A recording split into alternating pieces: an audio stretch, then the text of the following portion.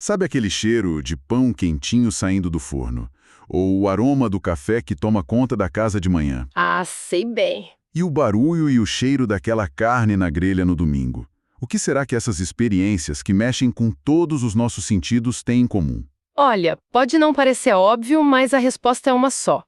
Química. Pura e simplesmente química. Química. Sim.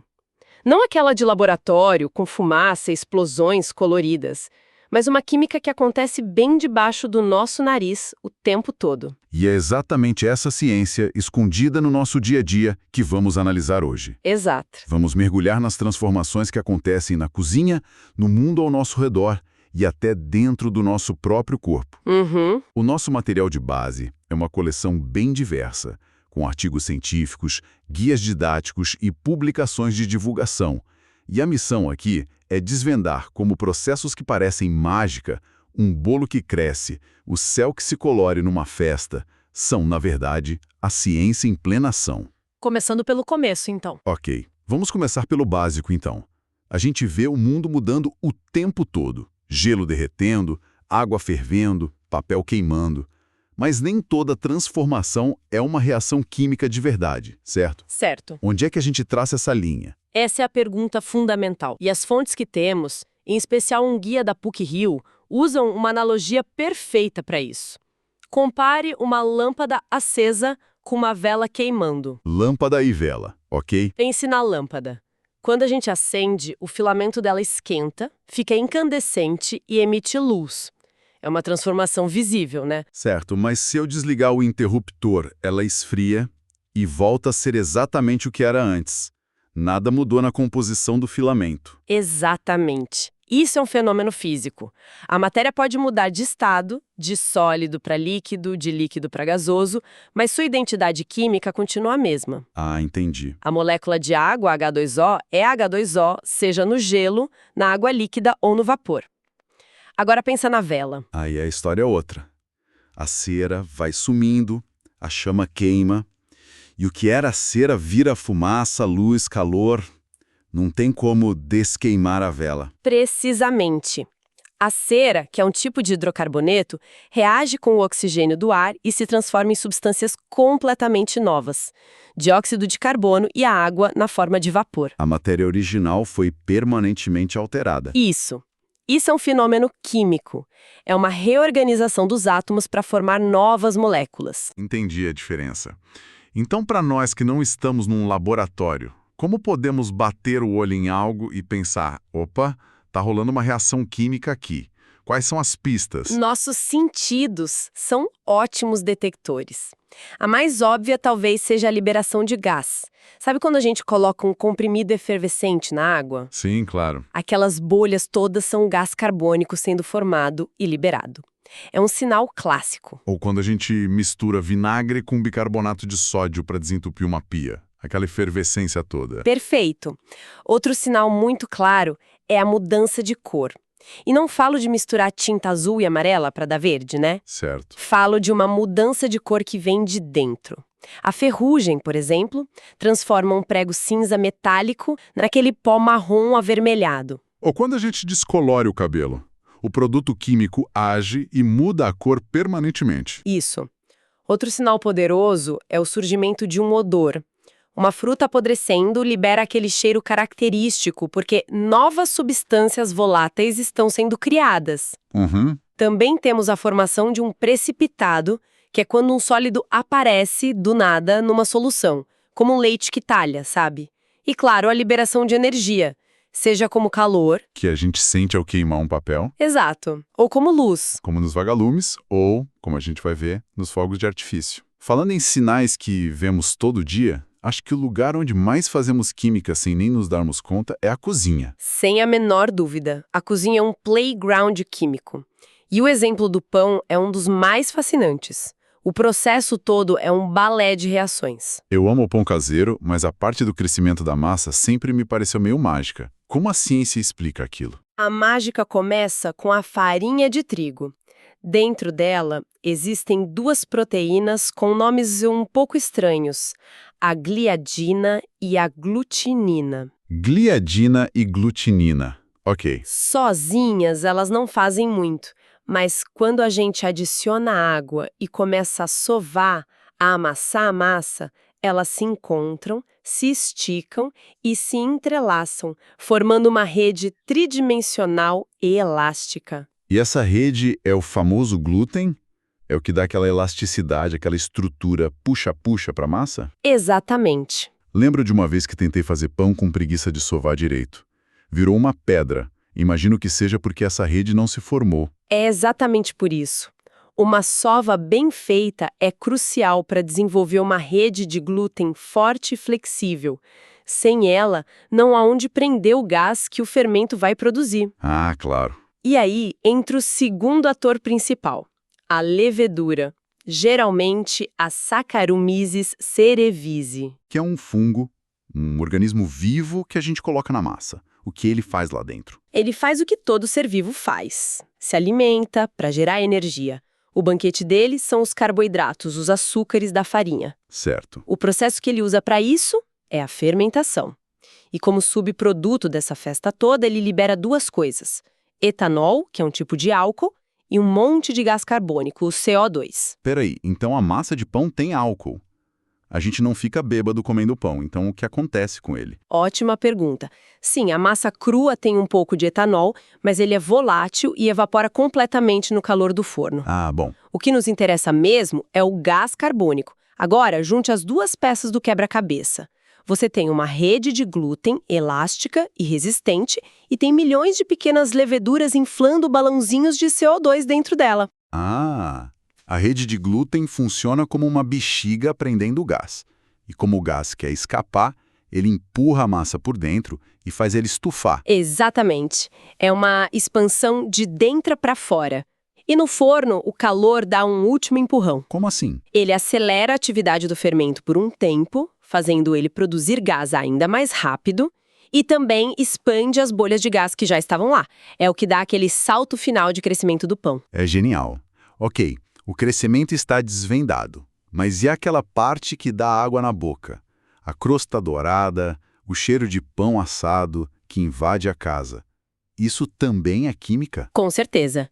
E essa é uma das reações mais amadas e complexas da culinária. É a famosa reação de Maillard. Maillard, já ouvi falar. Ela acontece quando aminoácidos, que são os tijolinhos das proteínas, e certos tipos de açúcares são aquecidos juntos. Então, não é só no pão.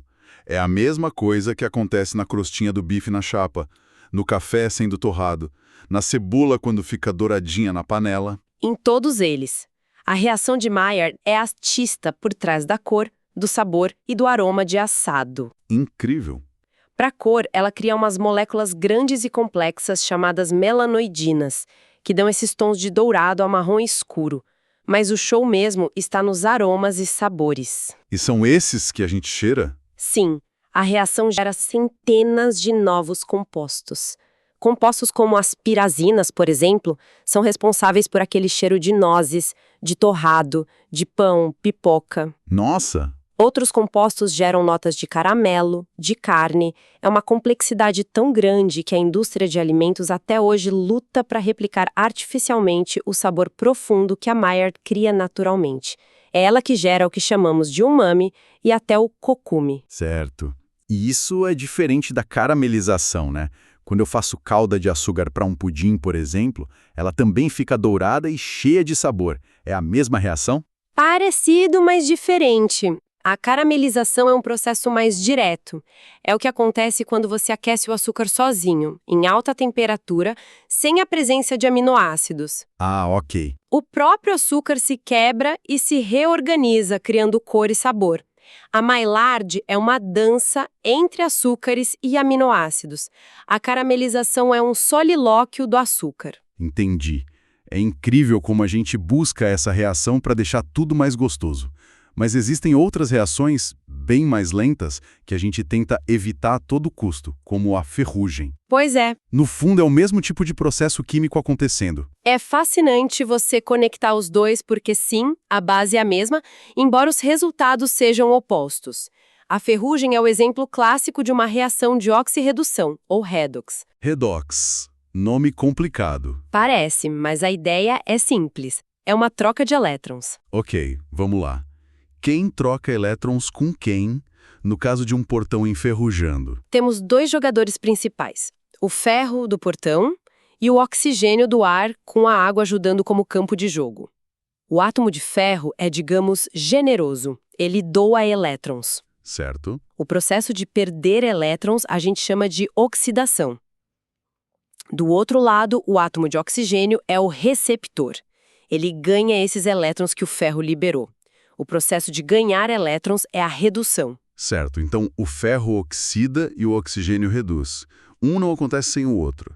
Mas peraí, tem uma coisa nos termos que sempre me confundiu. Diga. As fontes dizem que o ferro é o agente redutor. Mas ele não foi o que oxidou? Parece o contrário. É uma pegadinha clássica, mas faz sentido se a gente pensar na consequência. O ferro, ao doar seus elétrons, causou a redução do oxigênio. Ah, Por isso ele é o agente redutor. Da mesma forma, o oxigênio, ao roubar os elétrons, causou a oxidação do ferro. Por isso, ele é o agente oxidante. entendi. É quem provoca a ação no outro. Exato. É um jogo de dar e receber que, ao longo de anos, transforma o ferro forte e brilhante naquele material frágil e avermelhado que a gente conhece. Que loucura.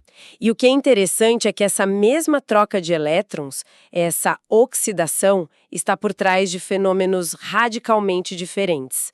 Na ferrugem, ela é lenta, silenciosa e destrutiva. Certo.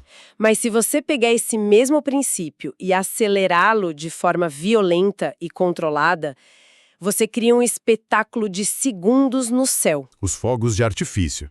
Então a explosão colorida tem a ver com oxidação também? A explosão inicial da pólvora, sim, é uma oxidação rapidíssima, mas as cores vêm de um fenômeno que acontece logo em seguida, chamado luminescência. Luminescência. Dentro de um rojão misturados à pólvora, existem vários sais de metais diferentes.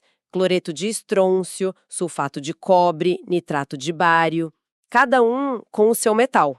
E cada metal vai dar uma cor diferente, imagino. Mas o que acontece com o átomo do metal ali no meio da explosão? A explosão libera uma quantidade brutal de energia.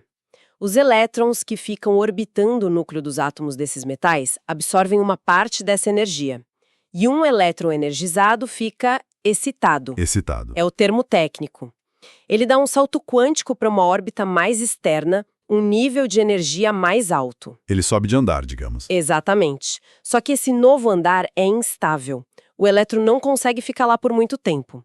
A tendência natural dele é voltar para o seu andar original, seu estado fundamental. E para voltar, ele precisa se livrar daquela energia extra que ele pegou na explosão. E é aí que a mágica acontece. Ele devolve essa energia exatamente na forma de uma partícula de luz, um fóton. Ah, A cor que a gente vê depende da altura do salto que o elétron deu e voltou. Cada tipo de metal tem seus próprios andares de energia, com distâncias específicas. Então, a cor da luz é uma assinatura única de cada elemento químico. que incrível.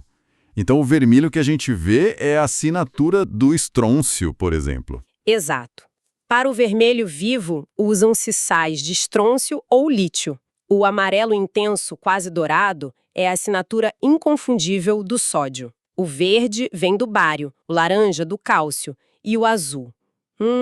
O azul é especial. Por quê? Porque, como uma das fontes aponta, o azul é considerado o santo graal dos químicos de pirotecnia. Ele vem de sais de cobre, mas o composto de cobre que emite a luz azul é extremamente instável nas altas temperaturas da explosão. Ele se desfaz muito fácil. Fundo e que dura, em vez de um azul claro desbotado, é um sinal de uma formulação química de altíssima qualidade. Nossa, da próxima vez que eu vi um azul bem vivo no céu, vou saber que tem muita ciência ali por trás. Já vimos a química que cria sabor, que destrói metal, que ilumina o céu. Mas e a gente? Toda essa nossa conversa está sendo movida à química também, não é? Totalmente. Estamos rodando com reações químicas neste exato momento. Uma das nossas fontes, a química da digestão, faz uma analogia ótima. Nosso corpo é como uma fábrica complexa, ou como o motor de um carro. E o combustível não é gasolina, são os alimentos. Isso.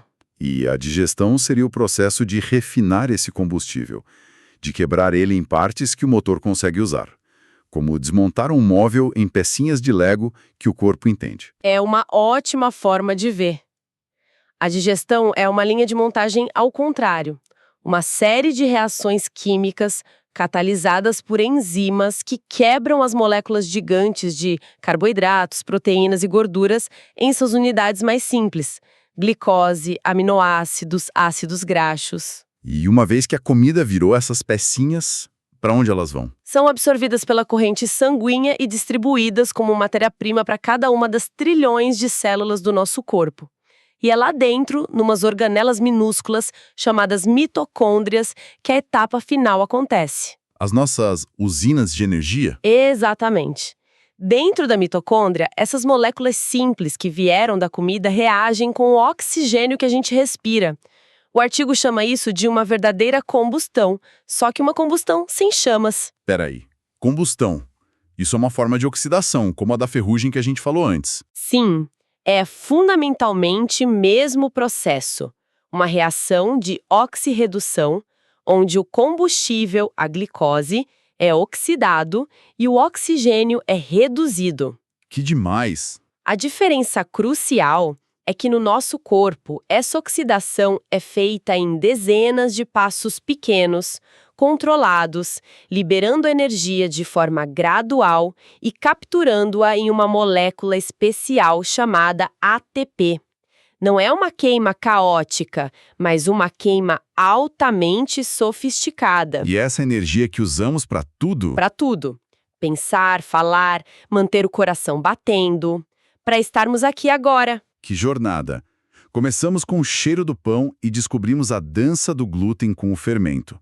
Vimos a beleza complexa da reação de Maillard, que dá cor e sabor à nossa comida. Contrastamos a oxidação lenta que destrói um portão com a explosiva que colore o céu.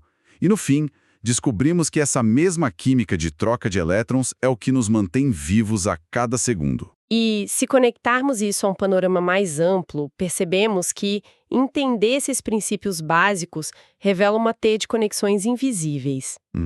A mesma força que faz o pão crescer é a que pode estragar um vinho. A mesma reação que enferruja um prego é a que, de forma controlada, nos dá energia para viver. A ciência não está só nos livros, ela está na textura do pão, na cor do céu e no ritmo da nossa respiração. E para a gente terminar, fica uma reflexão. Nós celebramos a reação de Maillard pelos sabores incríveis que ela cria. É a diferença entre um bife cozido e um grelhado. Sem dúvida. Mas uma das fontes também alerta para um outro lado dessa história. Sim, existe uma linha tênue. Quando essa reação acontece sob calor muito extremo e por tempo prolongado, pense naquela parte bem queimada da torrada ou da batata frita, ela pode começar a gerar subprodutos indesejados. Como uma substância chamada acrilamida, que é potencialmente tóxica. Exatamente. Isso nos leva a pensar sobre esse equilíbrio delicado na cozinha. E na própria química. A mesma reação que cria algo delicioso pode, um pouco além do ponto, começar a criar algo prejudicial. É uma dualidade fascinante. Fica a pergunta.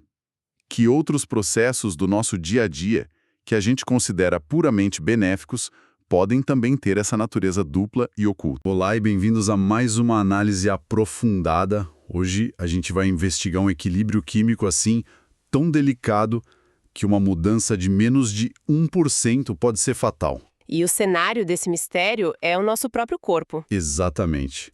As pistas estão espalhadas em várias fontes que a gente analisou. Tem um roteiro de laboratório da UFJF, alguns artigos sobre reações químicas e um material, super detalhado da UFRGS sobre a fisiologia por trás disso tudo. É uma jornada fascinante, de verdade. A gente começa com uma molécula de água, uma coisinha só, e vai terminar descobrindo como nossos pulmões e rins estão numa conversa química constante a cada segundo para manter a gente vivo. Pois é. Nossa missão aqui é decifrar as regras desse jogo invisível. O que exatamente torna algo ácido? Como é que a gente mede isso? E o mais importante, como o nosso corpo se tornou o mestre absoluto em controlar esse equilíbrio. Ok, vamos analisar isso. Para começar, vamos para o suspeito principal, a própria água. As fontes falam em auto-ionização. Isso soa complicado. A gente pensa na água como H2O, uma molécula super estável. Ela simplesmente se quebra sozinha? Do nada? É uma ótima pergunta, porque parece totalmente contraintuitivo. E a resposta é sim, ela faz isso. Só que a gente precisa imaginar a escala, sabe? Pensa num oceano de moléculas de água comportadas. Certo. Apenas algumas, pouquinhas, a cada instante estão fazendo essa rebeldia. Uma molécula de água se divide em duas partes com carga, um íon H+, e um íon OH-. É um evento raro, mas que acontece o tempo todo. E essa pequena rebeldia é o que define toda a química ácido-base. Entendi. Então, mesmo na água mais pura que existe, a gente tem esses dois íons rebeldes flutuando por aí. E um deles, o H+, é o que define a acidez, certo? Precisamente. A concentração de íons H+, determina o quão ácida é uma solução. E a concentração dos íons OH-, a hidroxila, determina o quão básica ou alcalina ela é. E na água pura, elas se anulam. Na água pura, a quantidade dos dois é exatamente a mesma. É um empate perfeito. Por isso ela é neutra, mas tem um detalhe curioso que as fontes mencionam. Esse íon H+, que é só um próton, não gosta de ficar sozinho. Ele é muito, muito reativo. O que ele faz, então? Ele imediatamente se agarra na molécula de água mais próxima, formando um íon maior, o H3O+, que a gente chama de hidrônio. Para simplificar, no dia a dia, os químicos falam em H+, mas é bom ter essa imagem mental do que realmente está acontecendo ali na solução. É um próton pegando carona, basicamente. Certo, faz todo sentido. E as fontes falam de uma constante, um número meio mágico. 10⁻⁻14. O que isso significa? Essa é a regra de ouro da água. O produto da concentração de H+ e OH-, não importa o que você dissolva na água, sempre vai dar esse valor, 10⁻14.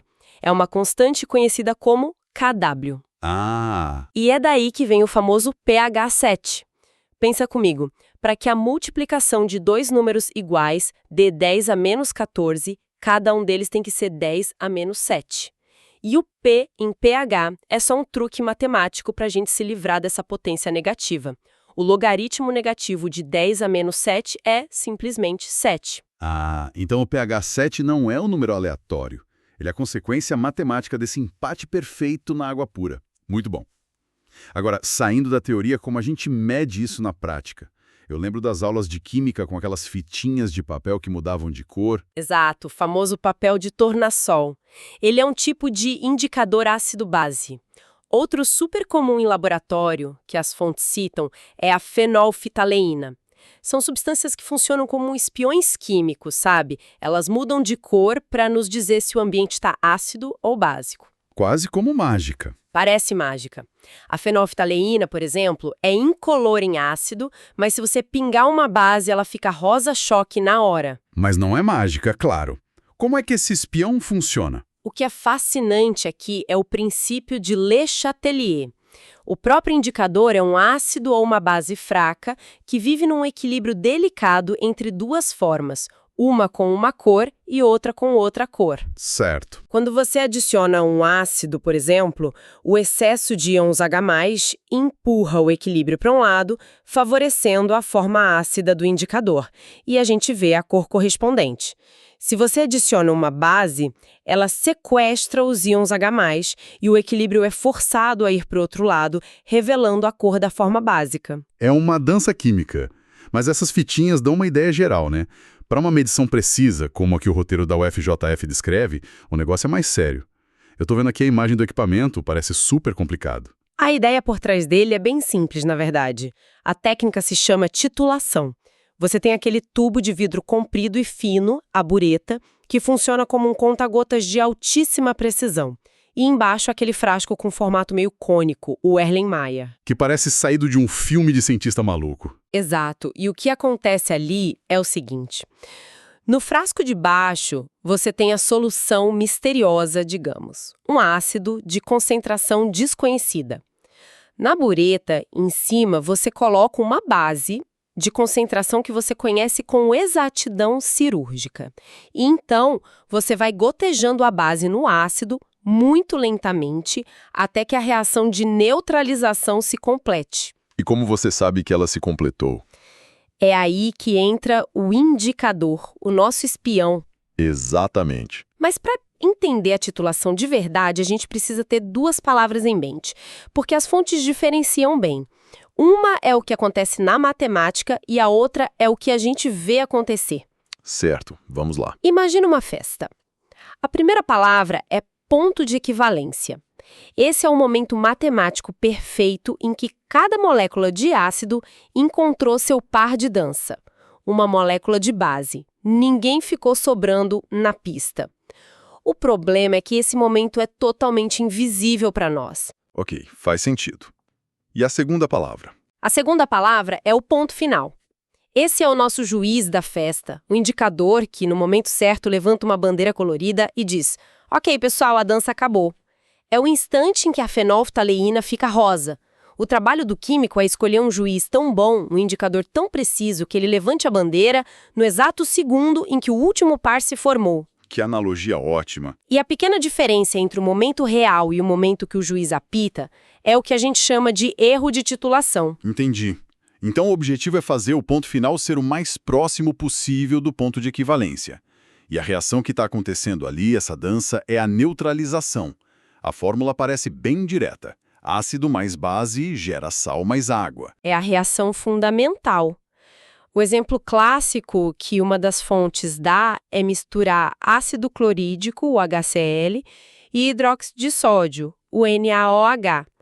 O H+ do ácido se junta com o OH- da base para formar a água. O que sobra, o Cl- e o Na+, se junta para formar cloreto de sódio, nosso sal de cozinha. Uma reação bem preto no branco. Mas a química raramente é tão simples assim, né? Eu imagino que o ácido do vinagre, por exemplo, não se comporta da mesma forma que o ácido clorídrico. Ele parece, sei lá, mais manso. Isso muda o jogo? Muda completamente o jogo. E aí a gente entra na diferença crucial entre ser forte e ser fraco. Ácidos como o HCl são fortes. Isso significa que em água, praticamente todas as suas moléculas se separam e liberam seus íons H+. Todas elas. Já os ácidos fracos, como o ácido acético do vinagre, são mais indecisos. Apenas uma pequena fração das moléculas se ioniza. E como a gente mede essa força ou essa indecisão? Para medir a personalidade de um ácido, a gente usa uma espécie de nota, a constante K. Pensa no HCl como um estudante super generoso que doa todo o seu dinheiro, os íons H+, de uma vez só. O K dele é altíssimo. Já o ácido do vinagre é mais pão duro, ele só libera alguns íons de cada vez. O K dele é bem baixo. Certo. K alto, ácido forte. K baixo, ácido fraco. Mas as fontes também mencionam o pKa. O que é isso? É só uma forma de facilitar a escala. Em vez de usar números cheios de zeros depois da vírgula, o pKa transforma tudo em números mais amigáveis, tipo 2, 5, 9. A única pegadinha é que a lógica inverte. Um pKa baixo significa um ácido forte. É como no golfe, a menor pontuação é a melhor. Entendi. É uma escala invertida para facilitar a vida. E tem um conceito nas fontes que me chamou a atenção pelo nome: a gangorra da conjugação. Ah, essa é uma das ideias mais elegantes da química ácido-base. Funciona assim. Toda vez que um ácido doa seu próton H+, o que sobra dele se torna o que a gente chama de base conjugada. Ok. A regra da gangorra é simples. Quanto mais forte for o ácido, mais fraca e estável será a sua base conjugada. E o contrário também vale. Um ácido fraco, como o do vinagre, vai ter uma base conjugada relativamente forte. Um sobe, o outro desce. É um equilíbrio perfeito. Tudo bem, passamos por Becquerels, buretas, gangorras, mas eu fico lendo essa fonte da UFRGS e a escala do que estamos falando muda drasticamente. O tempo todo, nosso corpo está fazendo titulações internas para não morrer. Como isso funciona? Parece ficção científica. É a aplicação mais espetacular de todos esses princípios. O pH do nosso sangue, por exemplo, é controlado com uma precisão absurda. Ele precisa ficar numa faixa minúscula, entre 7,35 e 7,45. Se ele cair para 7,0 ou subir para 7,8, já pode ser fatal. Espera um pouco. Você está dizendo que se o pH do meu sangue mudar em, sei lá, meio ponto, não é que eu vou me sentir um pouco mal, é que as máquinas moleculares que me mantêm vivo começam a se desmontar? Exatamente essa é a imagem. O material da UFRGS deixa claro. As proteínas, especialmente as enzimas que catalisam todas as reações do corpo, são como esculturas tridimensionais extremamente delicadas. A forma delas define a função. Entendi. Uma pequena mudança no pH é como um terremoto para essas esculturas. Elas perdem a forma, se desnaturam e simplesmente param de funcionar. É como se o motor do corpo engasgasse e parasse de vez. Isso é assustador. Como o corpo evita esse desastre iminente? Ele usa uma estratégia de defesa em várias camadas. A primeira linha de defesa são os chamados sistemas tampão. São soluções químicas que quase magicamente resistem a mudanças de pH. Você pode adicionar um pouco de ácido ou de base a uma solução tampão e o pH dela quase não se altera. E a gente tem isso no sangue. Temos vários. Dentro das células, o principal é o tampão fosfato, mas no sangue e nos fluidos fora das células, o grande protagonista é o tampão bicarbonato. É um sistema baseado no equilíbrio entre o dióxido de carbono, o CO2, e o íon bicarbonato, o HCO3-. Certo, mas aqui tem um paradoxo que as fontes apontam. A faixa ideal de atuação desse tampão bicarbonato é perto de um pH 6,1. Como ele pode ser tão eficaz em manter o sangue em 7,4, que é um valor bem distante? Essa é a pergunta de $1 milhão. E a resposta é o que diferencia a bioquímica de um simples tubo de ensaio. Em um laboratório, o tampão estaria isolado. Mas no nosso corpo, ele é um sistema aberto. O corpo consegue controlar ativamente as quantidades dos componentes do tampão. E quem faz esse controle? Os maestros dessa orquestra são os pulmões e os rins. Como eles fazem isso? Vamos pensar no CO2, que é o componente ácido do sistema. Quem controla o CO2 no nosso corpo? Os pulmões. Se você faz um exercício intenso, seus músculos produzem ácido lático e o pH do sangue começa a cair, a ficar mais ácido. O cérebro detecta isso imediatamente e manda um sinal: respire mais rápido. A hiperventilação. Exato. Ao respirar mais rápido, você expulsa mais CO2. Isso puxa todo o equilíbrio da reação para o lado do CO2, consumindo os íons H+ em excesso no sangue. O pH sobe de volta ao normal. É uma resposta rapidíssima, questão de minutos. Os pulmões são os primeiros socorros do sistema. Incrível! Então a respiração ofegante depois de correr não é só para pegar mais oxigênio, é também um mecanismo de controle de pH. E os rins? Qual o papel deles? Se os pulmões são a resposta de emergência, os rins são o planejamento a longo prazo. Eles controlam o outro lado da equação, o bicarbonato, o componente básico. Os rins têm uma habilidade fantástica de decidir se devem reabsorver o bicarbonato de volta para o sangue ou se devem excretá-lo na urina. Ah, entendi. Se o sangue está tendendo a ficar ácido, os rins reabsorvem mais bicarbonato para neutralizar. Se está ficando básico, eles o eliminam. E essa resposta dos rins é mais lenta, imagino. Muito mais lenta. Leva horas ou até dias para fazer um ajuste completo. Mas é um controle extremamente poderoso e preciso. Pensa assim, os pulmões dão uma resposta rápida e um pouco grosseira, e os rins vêm logo atrás fazendo o ajuste fino e definitivo. E como se não bastasse, as fontes ainda citam a hemoglobina, a proteína do sangue, como parte desse sistema. Sim, e essa é a cereja do bolo. A hemoglobina não só transporta oxigênio, ela também é um excelente tampão. E ela faz isso através de um mecanismo genial chamado efeito Bohr. Efeito Bohr? Funciona assim. Nos tecidos do corpo que estão trabalhando muito, como o músculo durante o exercício, há uma grande produção de CO2, o que torna o ambiente local mais ácido. Certo. O efeito Bohr diz que, nesse ambiente mais ácido, a hemoglobina perde afinidade pelo oxigênio e o libera com muito mais facilidade. É uma sintonia perfeita. O próprio sinal de que um tecido precisa de mais oxigênio, que é a acidez causada pelo CO2, é o que faz a hemoglobina entregar esse oxigênio exatamente ali. Isso conecta diretamente a regulação do pH, a eficiência do nosso metabolismo. Então, o que significa tudo isso? É impressionante.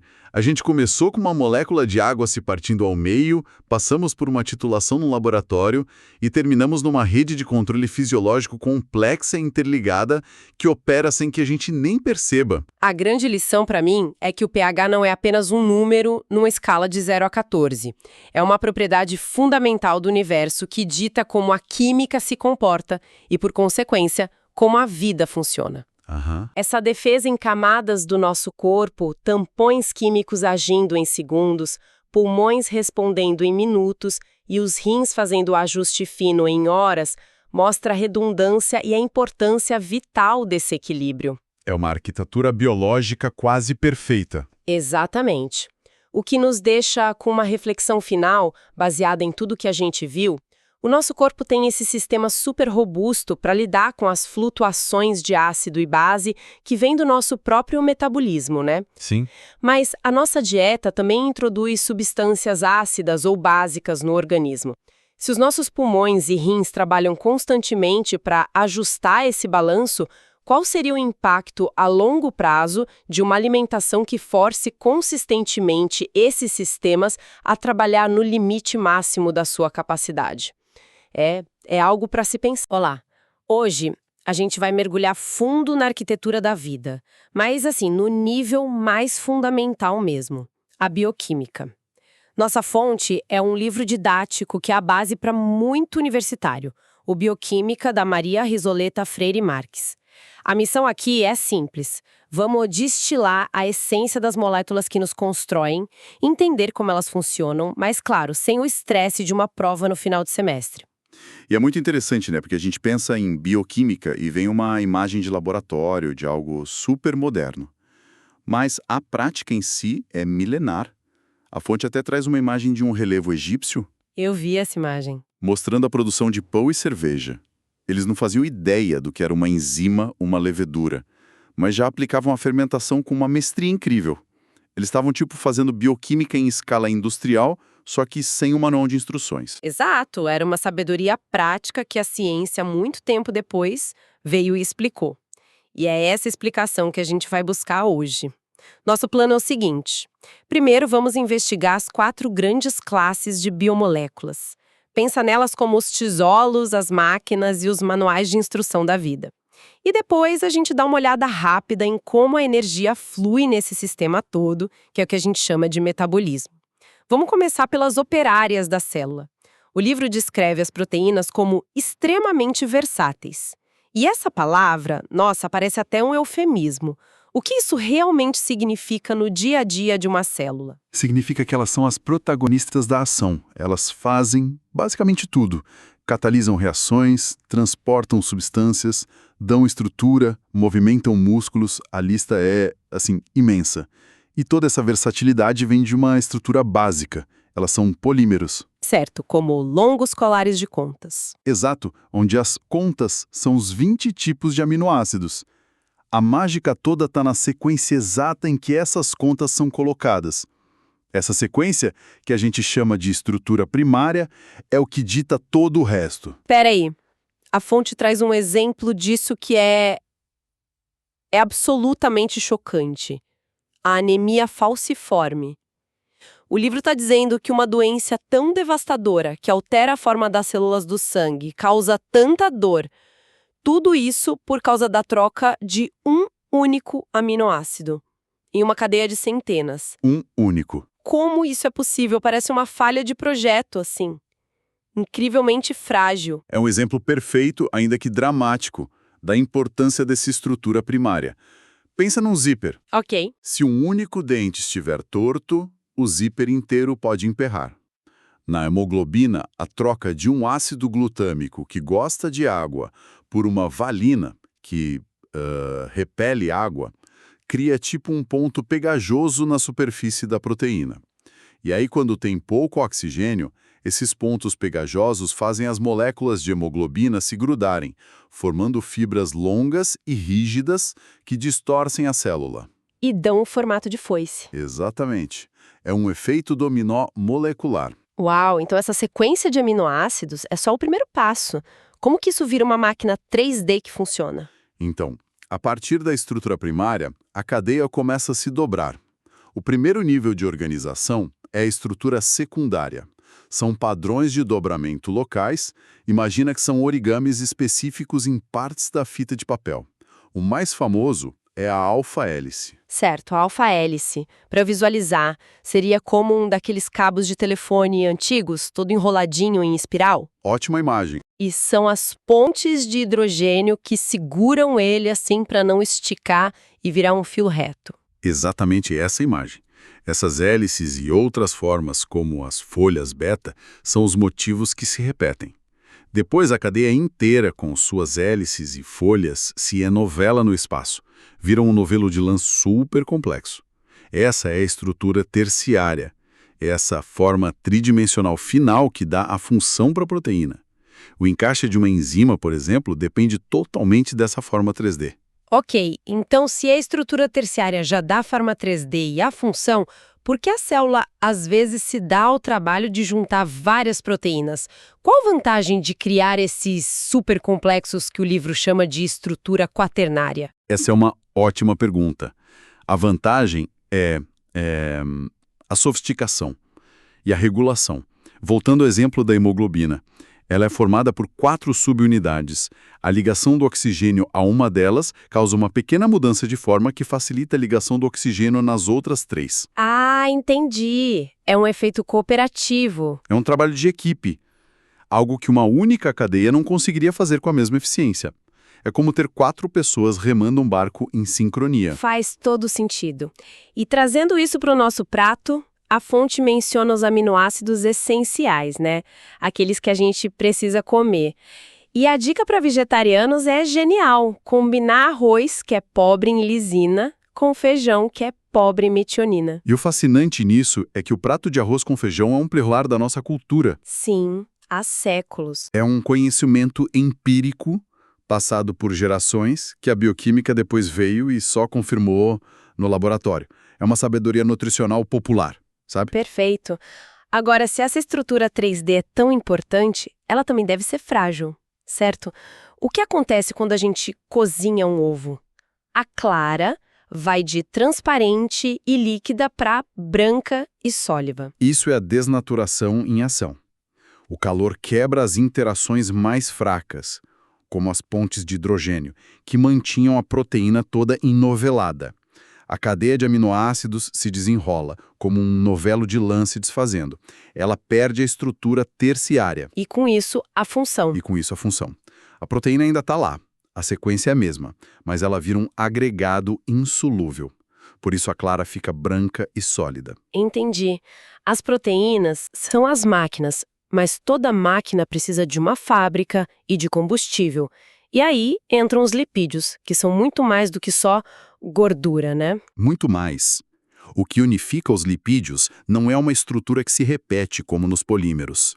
A característica que define eles é a solubilidade. Eles são hidrofóbicos, ou seja, não se misturam com água. E muitos são formados por ácidos graxos. Isso. E o livro faz uma distinção que é crucial aqui, entre os saturados e os insaturados. Pela descrição, os saturados são como tijolos retos, que se empilham de forma bem organizada. Por isso as gorduras animais, tipo manteiga, são sólidas. Perfeito. E os insaturados são como tijolos com uma dobra, um joelho no meio. Isso por causa de uma ligação dupla na cadeia de carbono. Essa dobra bagunça todo o empilhamento. As moléculas não conseguem ficar tão juntas, tão compactas. E o resultado é que o conjunto fica mais fluido, líquido, como os óleos vegetais. Exatamente.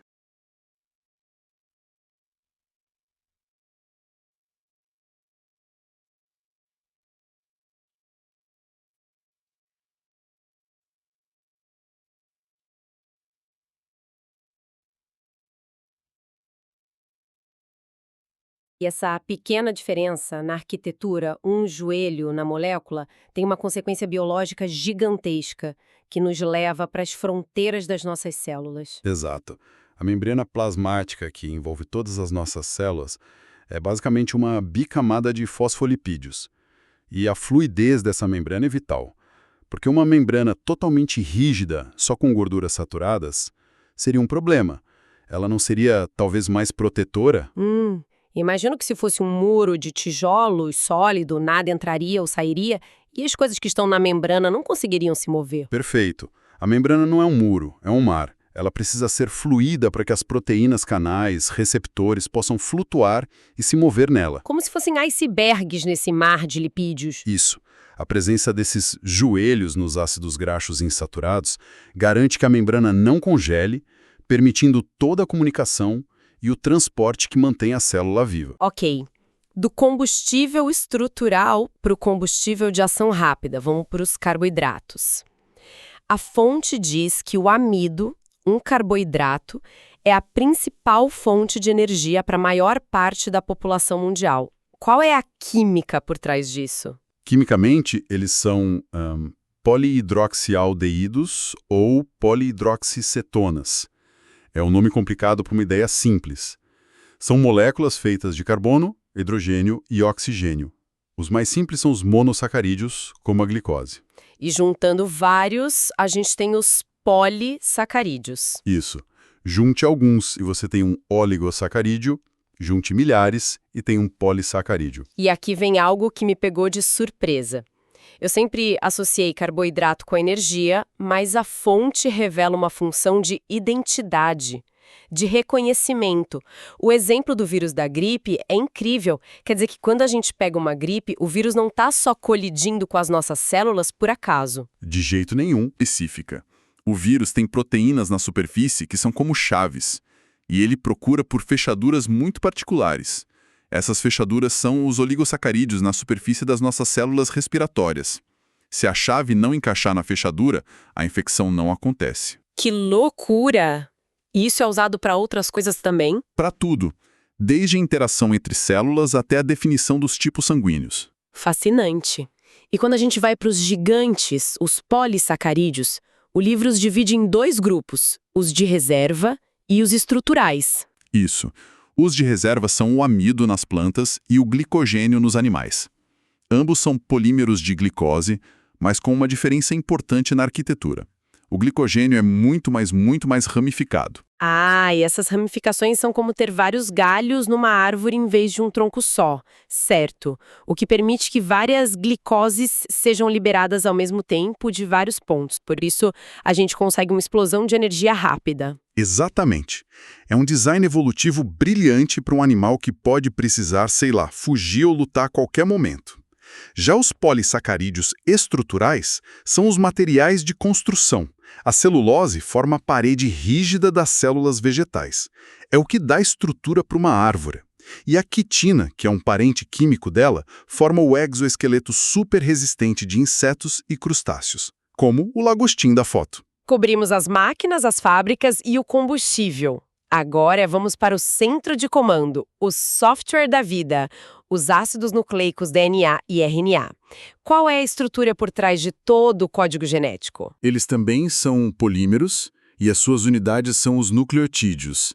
Cada nucleotídeo é um conjunto de 3 peças: um grupo fosfato, um açúcar e uma base nitrogenada. E a diferença entre DNA e RNA está no açúcar e numa das bases, é isso? Basicamente, sim. O açúcar é a desoxirribose no DNA e a ribose no RNA. E o DNA usa a base timina, o T, enquanto o RNA usa a uracila, o U. E a descoberta da estrutura do DNA é uma história em tanto. A fonte menciona Watson e Crick, claro, mas faz questão de destacar o trabalho de Rosalind Franklin. As imagens de difração de raio-x que ela produziu foram a peça-chave. Foi a foto que permitiu a eles deduzirem a dupla hélice. Uma contribuição absolutamente crítica e que por muito tempo não recebeu o devido crédito. E a estrutura que eles decifraram é de uma beleza e uma simplicidade geniais. São duas fitas que correm em direções opostas. Como uma rodovia de duas mãos. Exato. E se enrolam uma na outra. O que mantém as duas juntas são as pontes de hidrogênio entre as bases. E o segredo está no pareamento. A famosa regra, A com T e C com G. Mas por que essa regra é tão fundamental? O que aconteceria de tão ruim se um A tentasse se ligar a um G por engano? A geometria não permitiria. A forma e o número de pontos de ligação são específicos. A sempre forma duas pontes com T e C sempre forma 3 com G. Essa regra garante que a distância entre as fitas seja sempre a mesma, criando uma hélice perfeita e estável. E mais importante, garante que, ao separar as fitas, cada uma sirva de molde exato para criar numa nova fita.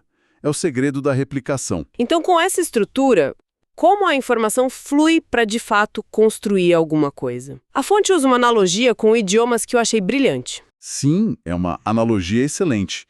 O primeiro passo é a transcrição. A informação de um gene no DNA é copiada para uma molécula de RNA mensageiro. A analogia do livro é como traduzir um texto do português de Portugal para o português do Brasil. A mesma língua com pequenas variações. Exatamente. A língua dos nucleotídeos, mas com pequenas diferenças.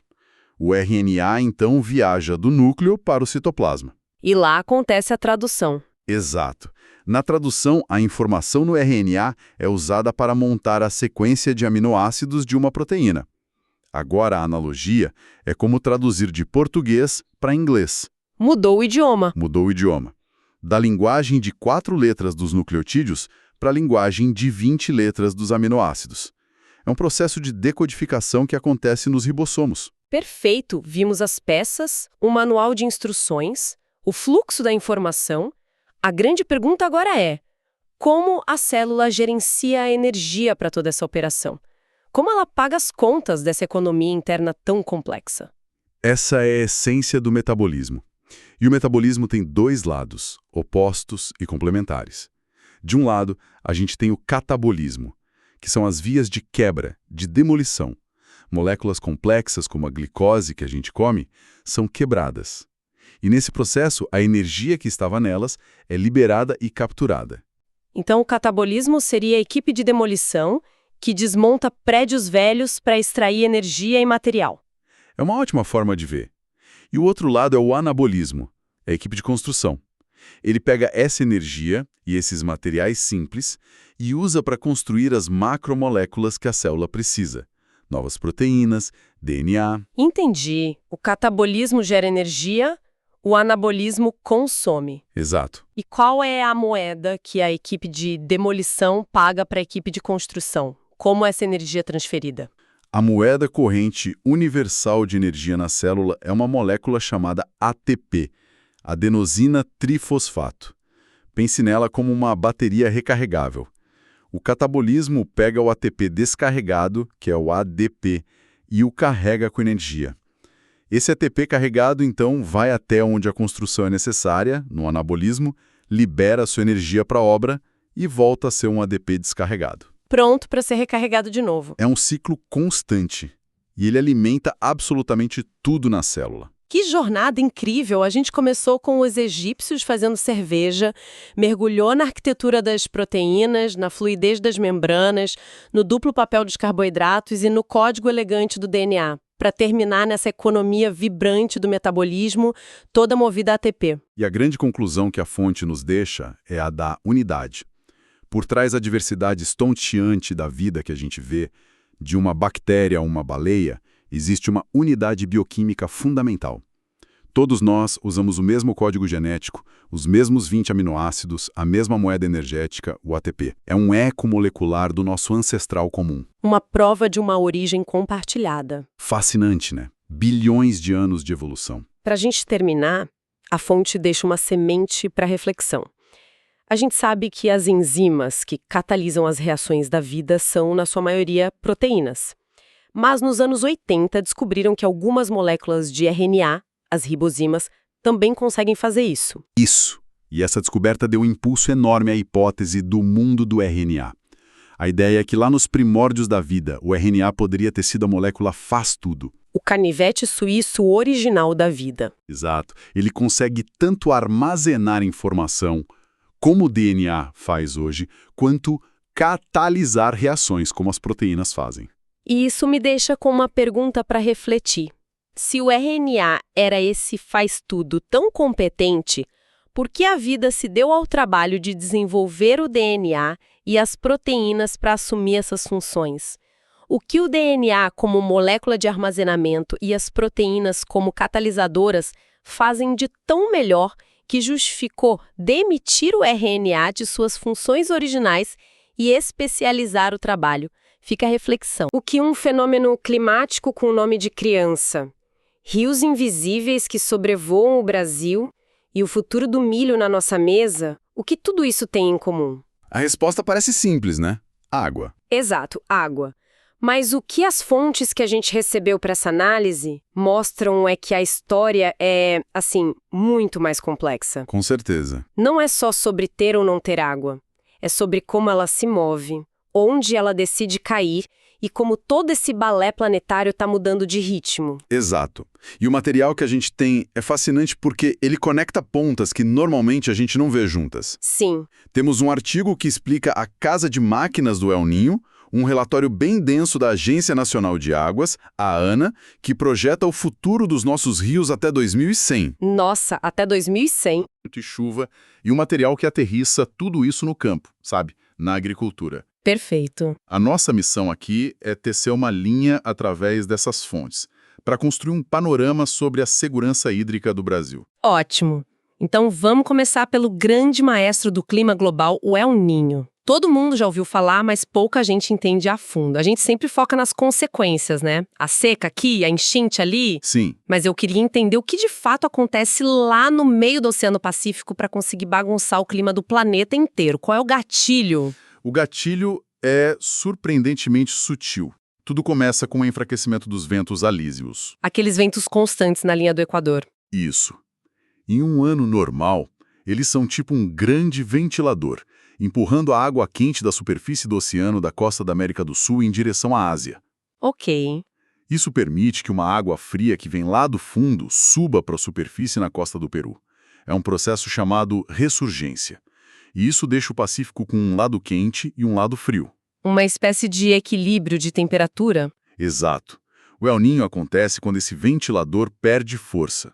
Os ventos enfraquecem e aquela piscina imensa de água quente que antes era empurrada para a Ásia começa a se espalhar de volta. E ela cobre a parte central e leste do Pacífico. Exatamente. E não é um aquecimento pequeno, viu? As fontes falam de anomalias de 2 a 3,5 graus na superfície do mar. É muita coisa. Numa área gigantesca. Aliás, o nome El Niño, né, menino em espanhol, veio dos pescadores peruanos que notavam esse aquecimento sempre perto do Natal, uma referência ao menino Jesus. Que curioso! E essa mancha de água quente no lugar errado do oceano é que gera o efeito dominó. Precisamente. Essa mudança na temperatura do mar altera completamente a circulação da atmosfera logo acima. O ar quente sobe, forma nuvens e chuva, mas agora num lugar diferente do habitual. E essa reorganização toda? Essa reorganização, que os cientistas chamam de alteração nas células de Walker, redistribui o calor e a umidade em escala global. E para o Brasil isso se traduz naquele padrão clássico que a gente sempre ouve no jornal. Sim, um padrão de extremos muito bem definidos. O El Niño tende a bloquear as frentes frias de subirem pelo país. O que causa... Essa mesma dinâmica concentra a umidade no outro extremo do país. gerando chuvas torrenciais e inundações na região sul. É um efeito gangorra muito claro. E o sudeste e o centro-oeste ficam numa espécie de zona de incerteza, né? Com efeitos menos previsíveis. Isso. E só para constar, o oposto, o Laninha, faz a gangorra virar para o outro lado, certo? Exatamente. O Laninha é o resfriamento anormal dessas águas. E aí os efeitos se invertem. Muita chuva no norte e nordeste e tempo seco e estiagens no sul. Entendi. Então o Pacífico age como um imenso regulador externo do nosso clima. Mas olhando para dentro do continente, as fontes apontam para outro gigante climático. Um que é nosso e que muita gente nem sabe que existe. os rios voadores da Amazônia. Ah, sim. Quando eu li isso, o nome me pareceu quase poético, mas a escala do fenômeno é monumental. É de cair o queixo. O conceito é que a floresta amazônica não é só um conjunto de árvores. Ela é uma verdadeira usina de umidade. Uma usina. Pela evapotranspiração, ela bombeia para a atmosfera um volume de vapor d'água, assim, colossal. E a fonte traz um dado que ajuda a visualizar isso. Uma única árvore grande, de uns 10 metros, pode lançar na atmosfera 300 litros de água por dia. 300 litros. 300 litros. É quase uma caixa d'água voando por dia de uma árvore. Agora multiplica isso por bilhões de árvores. O resultado, segundo as estimativas, é que a vazão total desses rios voadores é igual ou até superior à do próprio rio Amazonas. Não é possível? Sim, o maior rio em volume do mundo. A gente está falando de mais de 200 mil metros cúbicos de água por segundo sendo transportados pelo ar. É uma quantidade que a gente não consegue nem imaginar. Certo, e essa umidade toda viaja. Mas o que impede ela de simplesmente se dissipar? É um fluxo coeso, assim como um rio de verdade? É um fluxo notavelmente coeso, guiado pelos ventos. Essa massa de ar úmida viaja para oeste até encontrar uma barreira física formidável, a Cordilheira dos Andes. Que funciona como um paredão. Exato. Um paredão de mais de 4.000 metros de altura. Parte da umidade bate ali, se condensa, cai como chuva e neve. E formas nascentes de rios importantes? Isso, inclusive de afluentes do próprio Amazonas. E o resto, o que não consegue passar por cima dos Andes? A desviado. A cordilheira força essa corrente de umidade a fazer uma curva brusca para o sul. Ah! E ela então viaja pelo interior do continente, irrigando tudo em seu caminho. E aqui está a conexão crucial que as fontes destacam. Qual? Esses rios voadores são os grandes responsáveis por levar chuva para o coração do Brasil, para o centro-oeste, para o sudeste e até para o sul. Então, o que essa fonte revela é que a chuva que sustenta o agronegócio em Mato Grosso ou que enche os reservatórios em São Paulo pode literalmente depender de uma árvore a milhares de quilômetros de distância na Amazônia. É essa a conexão, e isso transforma o debate sobre o desmatamento, né? Totalmente. Não é uma questão só ecológica ou de biodiversidade. É uma questão de segurança hídrica e econômica para o resto do país. Interromper esse ciclo é como dinamitar a nascente de um rio. Certo. Então temos esses grandes ciclos naturais.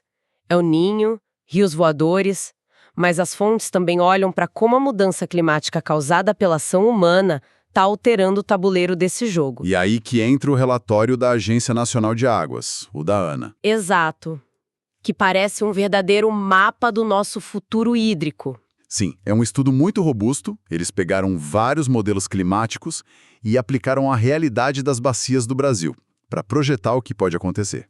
Em fatias de tempo, né? Isso. Até 2040, depois até 2070 e no fim do século até 2100. E quais são as manchetes desse relatório? Para onde as tendências apontam? As tendências são muito consistentes entre os modelos, o que dá mais confiança aos resultados. A primeira é a evapotranspiração. Que é? Basicamente, com o aumento da temperatura, a projeção é que a sede da atmosfera aumente em todo o Brasil. Ou seja, a gente vai perder mais água do solo e das plantas para o ar. Deixa eu ver se entendi. O sistema está perdendo mais água para a atmosfera, ficando mais quente e seco. A chuva vai compensar essa perda? Aí é que está o problema. Para precipitação, a tendência na maior parte do país é o oposto. Diminuição. Ah, então a conta não fecha. Não fecha. Os modelos indicam que as únicas exceções são as bacias do extremo sul, como a do Rio Uruguai, que devem, na verdade, receber mais chuva. Então, no fim das contas, menos água entrando pela chuva e mais água saindo pelo calor significa que os rios vão ficar mais magros. Exatamente. A consequência direta é uma redução na disponibilidade hídrica, que é a vazão dos rios.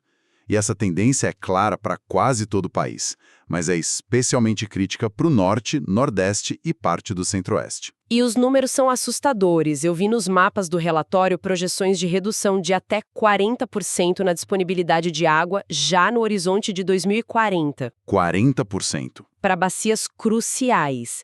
Isso é daqui a pouco. E o mais preocupante é que essa mancha de redução só se intensifica e se espalha nos cenários para 2070 e 2100. Enquanto isso, no sul, o problema é o oposto. Risco aumentado de enchentes. Se a gente conecta isso com o que discutimos antes, fica claro que está em jogo. Fica. Essa redução de vazão afeta o abastecimento das cidades, a geração das hidrelétricas, que ainda são a base da nossa matriz energética, E agricultura. e a agricultura irrigada. É um checkmate em 3 pilares da nossa sociedade.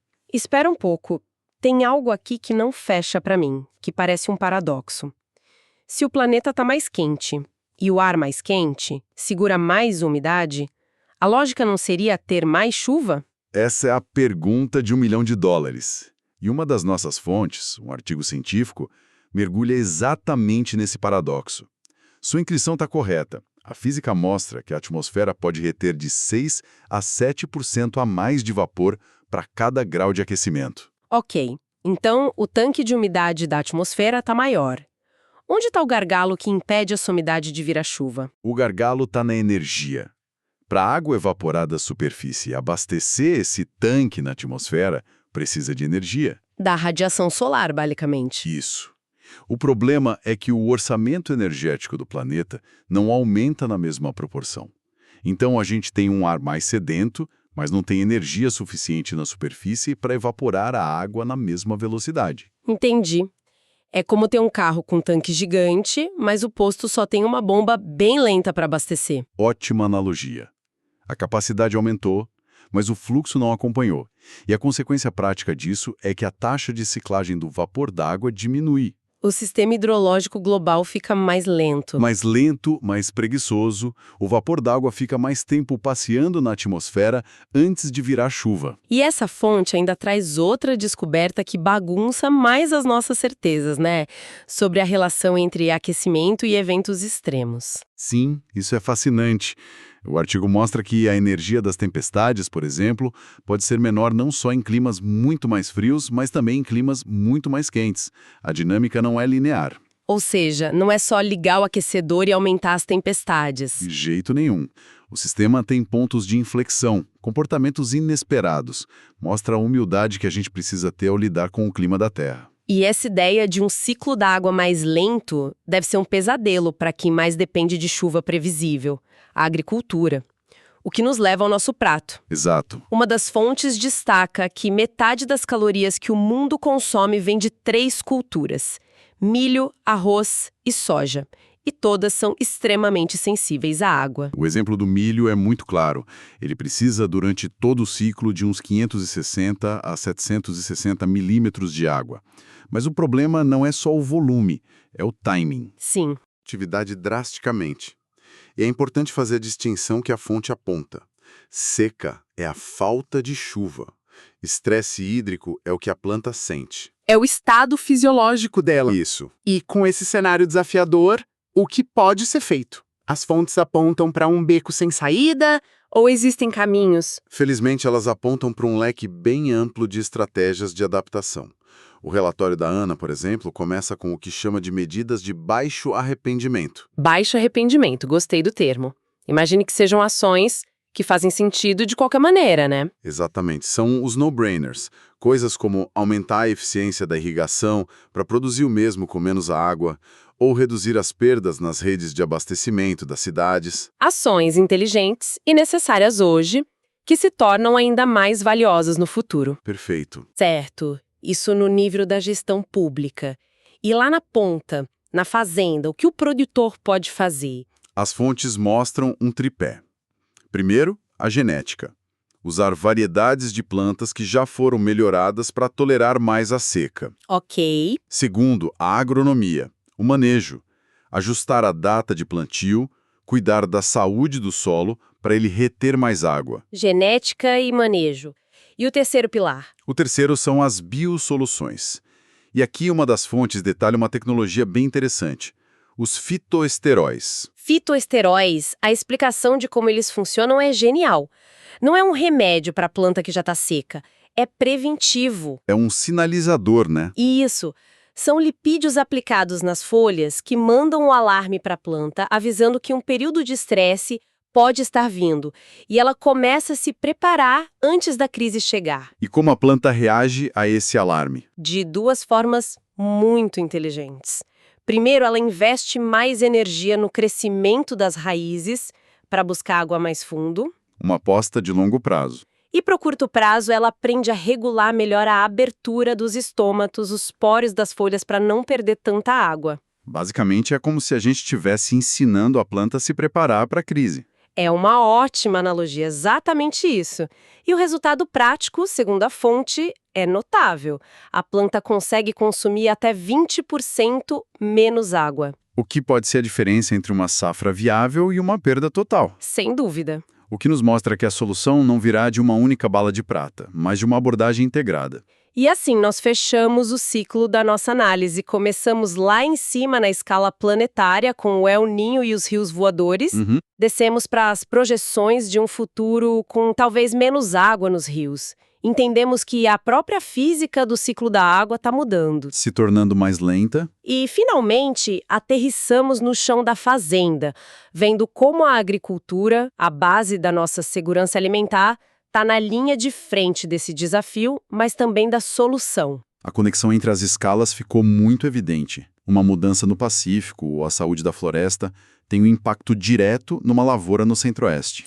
É impressionante. E embora os desafios sejam imensos, as fontes não pintam um quadro sem esperança. Pelo contrário, elas mostram um caminho claro, baseado em adaptação. Que combina políticas públicas, gestão da água e inovação no campo. Exato. Uma visão completa. E para deixar uma reflexão final, a gente passou todo esse tempo discutindo como a atividade humana altera a disponibilidade de água. Certo. Mas eu gostaria de propor uma inversão desse pensamento.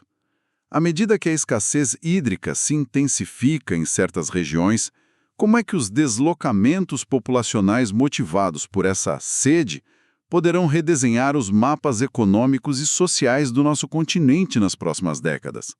Nossa! É uma questão que vai muito além da meteorologia e da agronomia, e que talvez seja um dos grandes temas do nosso século.